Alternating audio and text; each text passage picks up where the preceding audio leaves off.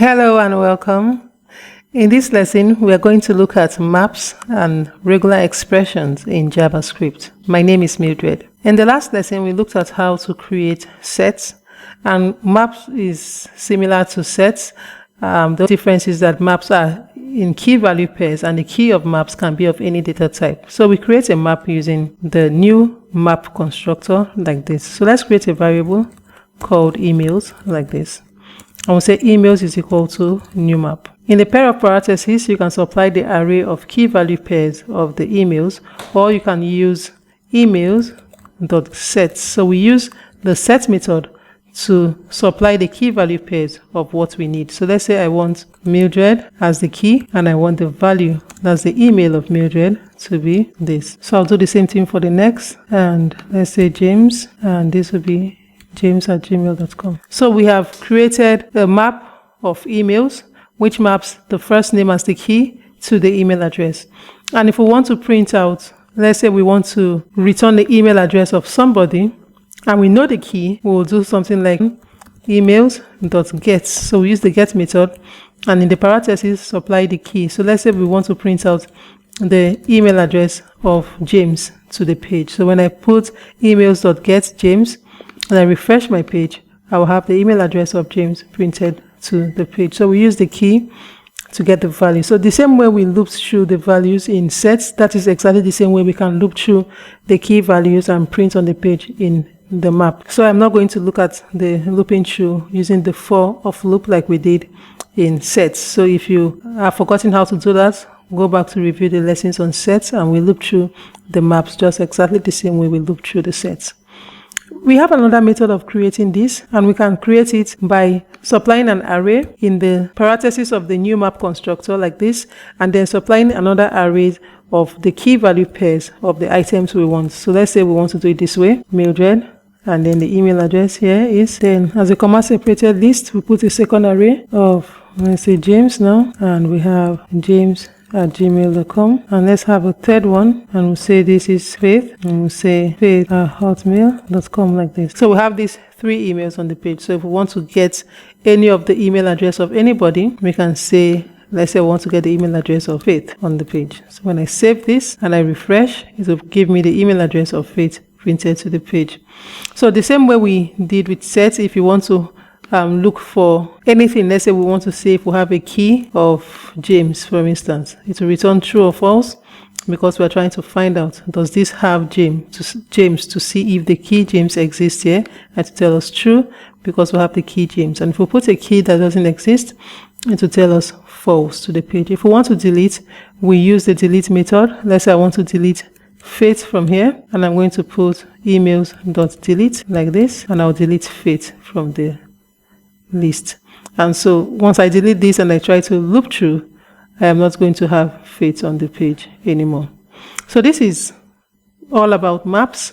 We are going to apply this to our software development project starting this week, but we have two more concepts to look at before we can apply all that we have learned to software development. So let's look at regular expression. Recall that when we did strings and string method, we used regular expressions by trying to make our search case insensitive, or trying to return all of the occurrence of a particular search item in its text. So let's review that to see. Let's say let text be equal to the dog is in the doghouse. So we have the dog is in a doghouse, and we want to search this string for, let's say, dog, and we did something like text.search like this, and then in the parentheses of the search method we use the pattern, and let's say we're searching for dog, and we want it to be case insensitive, we use I.